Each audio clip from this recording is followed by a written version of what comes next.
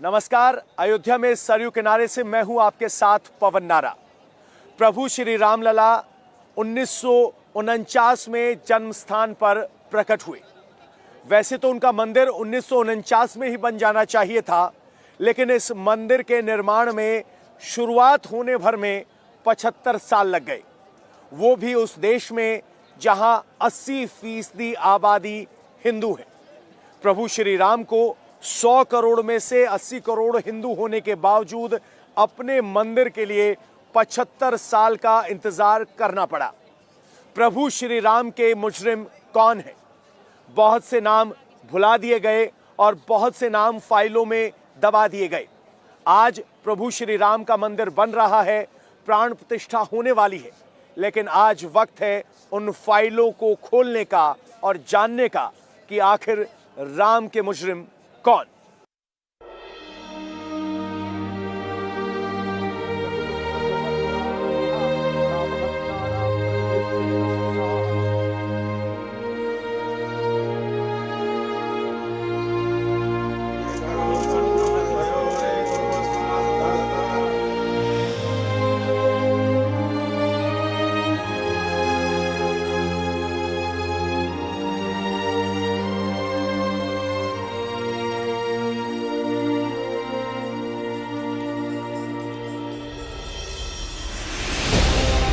ये अलौकिक दृश्य देखने के लिए हिंदुओं की आंखें 500 साल तरस गई। सदियों के इंतजार के बाद तब ये लम्हे आए हैं। रामलला अपने भव्य दिव्य मंदिर में विराजमान हो गए।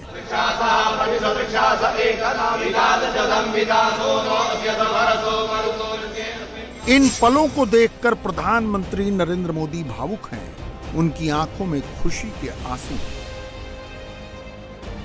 योगी इन लम्हों के साक्षी बनने के लिए आज खुद अयोध्या में मौजूद रहे।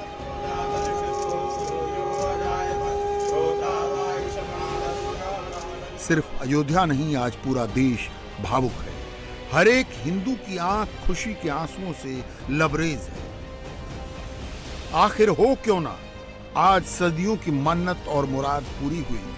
पीढ़ियों के इंतजार के बाद रामलला के भव्य मंदिर में विराजमान होने का सपना सच हुआ है। रामलला की जो मूर्ति विराजमान की गई है वो 5 साल के बालक की है।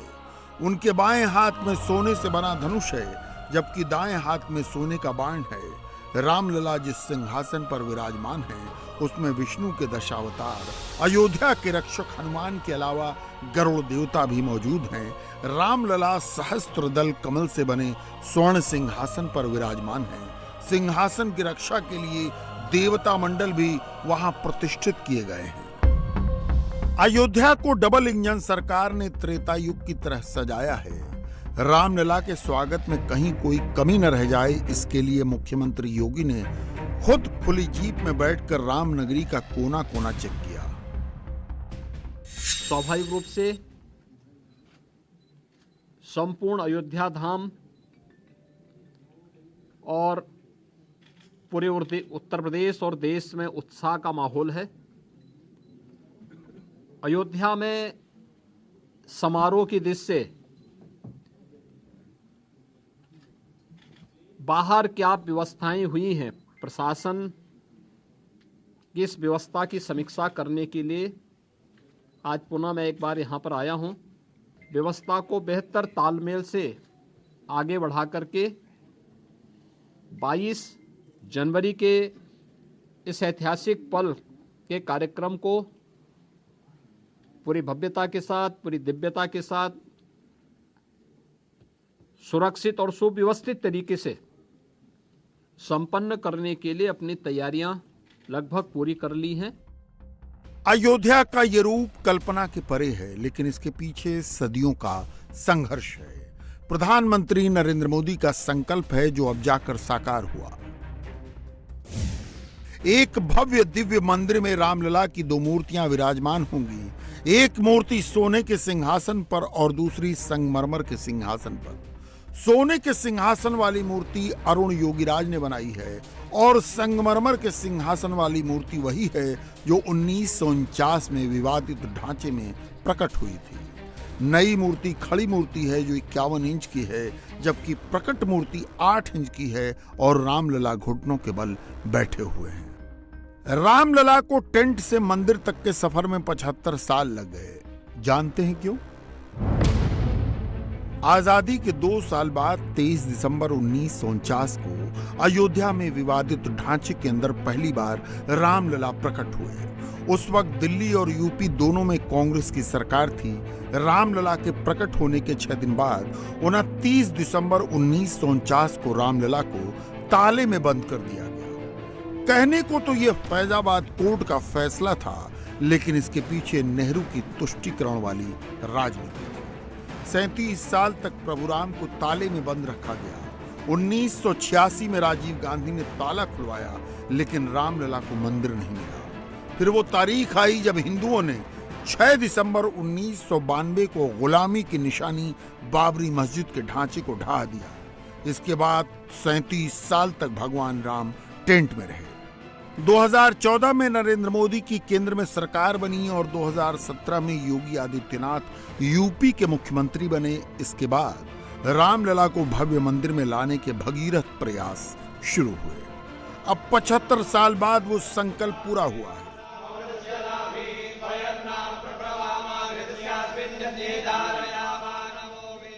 ये समय हम सभी के लिए भक्ति भाव से भरा हुआ है। 22 जनवरी को सियावर रामचंद्र की जय। 22 जनवरी को वो ऐतिहासिक क्षण आने वाला है जब हमारे भगवान राम अपने भव्य मंदिर में विराजने जा रहे हैं। हम सब ने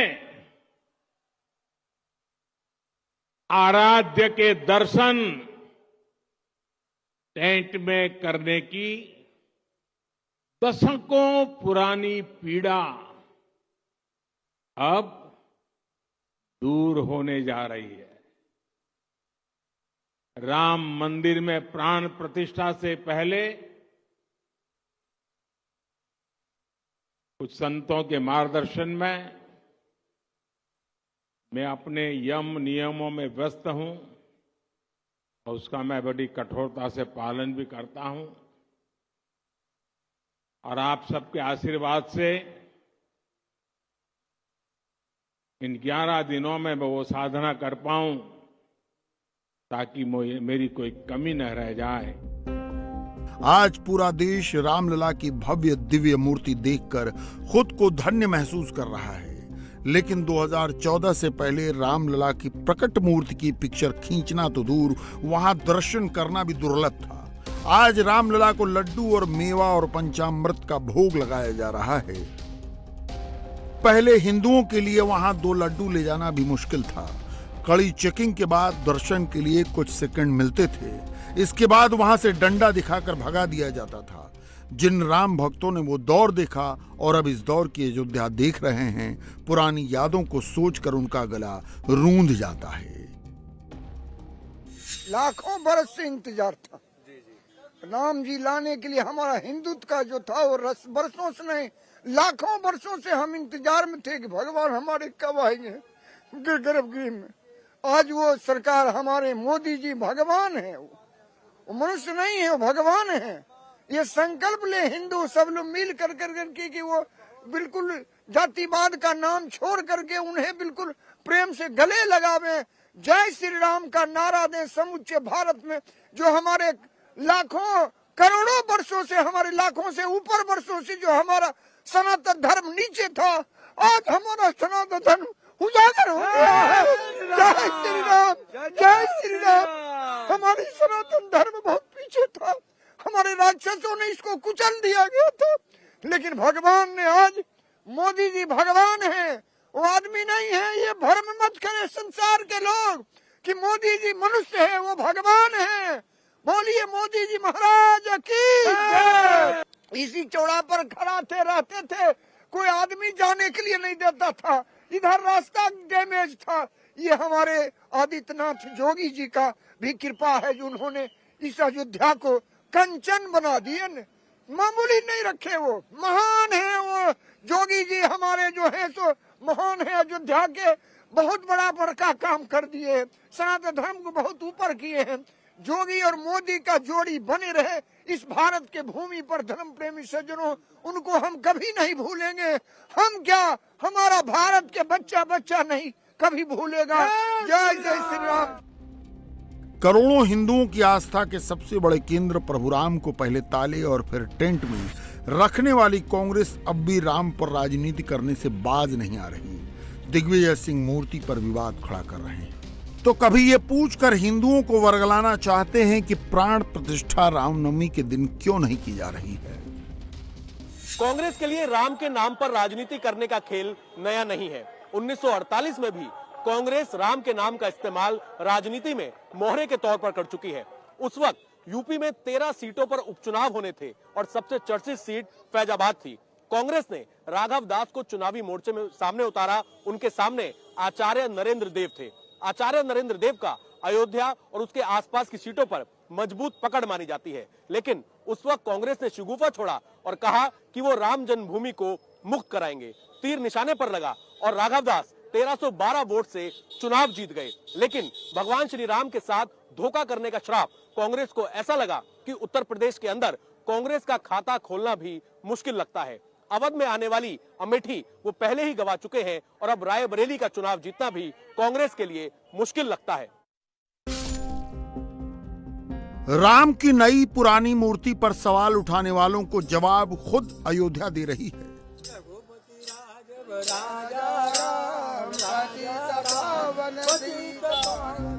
22 को मोदी विरोधी अयोध्या नहीं आ रहे। उन्होंने एक बार फिर राम को समझने का मौका गंवा दिया है। 22 को अयोध्या धाम में आसमान से पुष्प वर्षा होगी और रामलला की प्राण प्रतिष्ठा होगी। रामलला की नई और पुरानी मूर्ति पर सवाल उठाने वालों को जब सद्बुद्धि आएगी और वो अयोध्या धाम पधारेंगे, तब उन्हें दोनों मूर्तियों के दर्शन एक ही जगह पर होंगे। 1 जनवरी को योगी सरकार की पूरी कैबिनेट राम मंदिर का दर्शन करेगी। राम भक्तों के लिए प्राण प्रतिष्ठा के बाद दर्शन के लिए दरवाजे खोल दिए जाएंगे। उसमें यह है कि रामलला, जो छोटे रामलला है जो अस्थाई मंदिर में हैं, उनको भी उसी जगह स्थान दिया गया है कि जो बहुत दिनों से पूजित हो रहे आ रहे हैं, उनकी भी पूजा उसी साथ में होगी। इसलिए आज वो मूर्ति शाम के संध्या आरती के बाद में वहाँ स्थापित की जाएगी और उसके बाद में पूजा अर्चना जो होगा कल से वहीं होगा, लेकिन दर्शन नहीं होगा। दर्शन जब प्राण प्रतिष्ठा हो जाएगी उसके बाद में नई मूर्ति के जो कार्यक्रम में पूरा होने के बाद में तब वो मंदिर खोला जाएगा, तभी लोग वहाँ दर्शन कर पाएंगे। दोनों मूर्तियों के, प्राचीन मूर्तियों का और नई मूर्तियों का, सबका दर्शन यह शाम के 22 जनवरी से प्रारंभ होगा। मोदी विरोधी न राम को समझ पाए और न देश को। मोदी ने राम को समझा और देश ने मोदी को। विरोधी मंदिर पर सवाल उठा रहे हैं तो मोदी राम को लाने के लिए 11 दिन का विशेष अनुष्ठान कर रहे हैं। उन्होंने पहले देश के 6,50,000 गांवों में मंदिर सफाई का अभियान शुरू किया और अब 22 की शाम पूरे देश में राम ज्योति जलाकर घर घर को राम के काज से जोड़ रहे हैं। संतों के मार्गदर्शन में मैं अपने यम नियमों में व्यस्त हूं और उसका मैं बड़ी कठोरता से पालन भी करता हूं और आप सबके आशीर्वाद से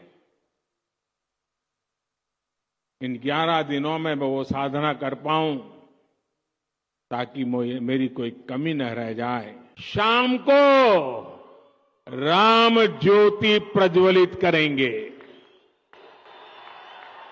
ना? सब लोग राम ज्योति प्रज्वलित करेंगे। शाम को करेंगे, पूरे हिंदुस्तान में करोगे। अगर राम के नाम पर अपने मोबाइल का फ्लैश चालू कीजिए, जिसके हाथ में मोबाइल फोन है, प्रभु राम ने सर्दी, गर्मी, बरसात तमाम कष्ट टेंट में झेले। 90 के दशक में जब मोदी लाल कृष्ण आडवाणी के सारथी बनकर अयोध्या राम रथ के साथ पहुंचे तो उन्होंने संकल्प लिया कि रामलला को टेंट से निकाल कर मंदिर में जब तक नहीं पहुंचा देंगे तब तक चैन से नहीं बैठेंगे। ये संकल्प जब मोदी ने लिया था तब वो विधायक भी नहीं थे, लेकिन खुद पर यकीन था और देशवासियों पर भरोसा। मोदी का रामकाज का संकल्प आज पूरा हुआ और रामलला टेंट से भव्य मंदिर में पहुंच गए। देश को 2014 में ही यकीन हो गया था कि मोदी और योगी ही राम को ला सकते हैं। अब वो यकीन हकीकत में बदल चुका है। सरयू तट से रामपथ और राम जन्मभूमि तक भव्य, दिव्य और अलौकिक अयोध्या खुद इसकी गवाही दे रही है। जिस तरीके से लोगों के मन में भावनाएं जुड़ी हुई हैं, हम रात को भी पूरा घूमे और सुबह अभी भी सरयू घाट पे हम घूम के आए हैं। जिस तरीके से लोगों के अंदर भावनाएं हैं और उत्साह है राम मंदिर में प्राण प्रतिष्ठा की स्थापना का, वो हमने तो अपनी लाइफ टाइम में ऐसा उत्साह कहीं देखा नहीं जी। बहुत ही अमेजिंग है, बहुत ही अद्भुत है। ये हमारा 500 सालों का जो टेंट में रामलला रहे, उसकी हमें आज इतनी खुशी हो रही है। ये हमारे रामलला मंदिर में, ये हमारे मोदी जी, योगी जी, ये हमारा सौभाग्य है कि हमें ऐसे देश के प्रधानमंत्री और ऐसे देश के मुख्यमंत्री मिले। हम है अमर जो शहादत का सोमरस पीना भी पड़ा तो दिल खोल के पी जाएंगे। हम नीलकंठ और घरदास है जो तू जय जय श्री राम बोल के पी जाएंगे। और भारत से कभी टकराना नहीं चीन, भारत से कभी टकराना नहीं चीन। यहाँ चाय वाले हैं जो चीनी घोल के पी जाएंगे। भारत से कभी टकराना नहीं चीन, यहाँ चाय वाले हैं जो चीनी घोल के पी जाएंगे। जय श्री राम। रामलला की नई मूर्ति सामने आने के बाद अयोध्या में भावनाओं का ज्वार क्या है, इसका अंदाजा विरोधी नहीं लगा पा रहे, क्योंकि अयोध्या को अब भी वोट बैंक के चश्मे से देखा जा रहा है, जबकि 80 करोड़ सनातनी सिर्फ राम को देख रहे हैं और राम को लाने वालों को। अरे कैसे बताएं, फीलिंग बता ही नहीं सकते हैं। कितना अच्छा लग रहा है, कितना 22 तारीख कितना जल्दी आ जाए। मतलब अंदर से पता नहीं कितनी बेचैनी से रहता है कि बस अब देख लूं कैसे उनको इस तरीके से। अभी हम भी परसों ही आए थे, हम लोग आते रहते हैं, बस इतना दूर है, कम से कम 15 किलोमीटर घर है, लेकिन फिर भी ठंडी में भाग भाग के हम लोग की अयोध्या पहुंचे। काफी कार्य सेवक जो थे उनका जो बलिदान है वो आज पूर्ण होने जा रहा है। 22 तारीख को हमारे राम भगवान विराजमान हो रहे हैं और बहुत सौभाग्य की बात है जो हम लोग राम मंदिर बनते हुए देख रहे हैं और उनके दर्शन करने का सौभाग्य प्राप्त हुआ है। तो योगी जी और मोदी जी एक राजा है और वही एक प्रजा को खुश रख सकते हैं। रामलला ने संपूर्ण भारत को एक बार फिर एकता के सूत्र में बांध दिया है। देश के कोने कोने में राम लहर चल पड़ी है। अयोध्या में रामलला के दर्शन के लिए कोने कोने से राम भक्त पहुंच चुके हैं।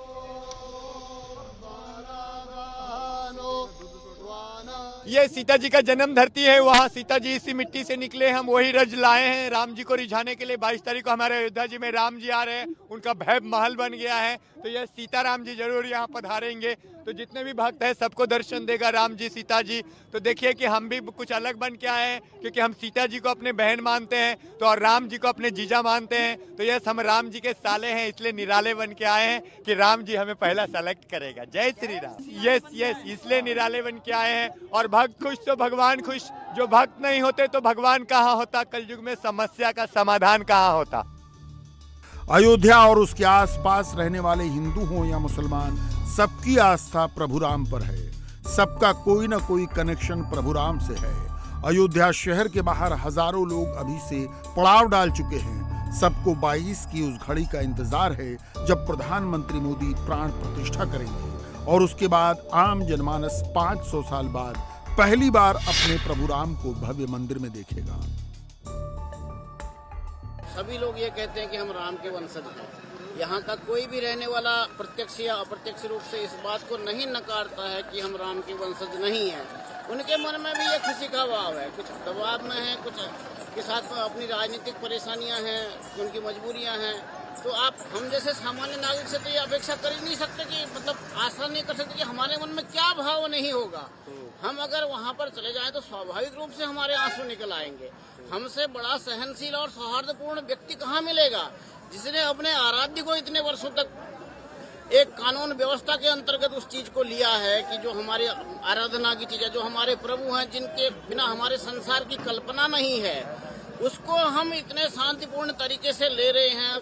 तो हमारे मन में क्या भाव रहा होगा, कितना हमने धैर्य रखा होगा। जब हमने इतना धैर्य रख लिया तो 22 का भी हम रखेंगे।